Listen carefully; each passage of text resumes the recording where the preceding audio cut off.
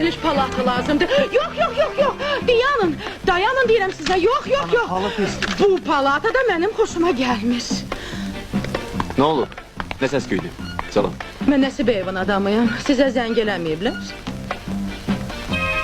Aparın xəstəni 9-cu palataya Yox, təcil. mən ora baxmışam, xoşuma gəlmiş. Onda 10-cuya. Yox, mənə bir nəfərlik palata lazımdır. 4-cünü verin. 4-cü reanimasiyada. Onda 3'ü. O rövlüxanadır. Siz məni dolamısınız? Bəlkə birinci palatanı verəsiz. Böyük işıqlı otaqdır, bağçaya pəncərəsi də var. Bu otaq mənim xoşuma gəlir.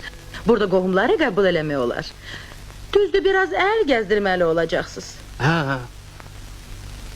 Niyə durmusunuz? Başlayın. Həkim, xəstənin halı pisdir. Təcili oksigen getirin, tez olun. Təcili oksigen.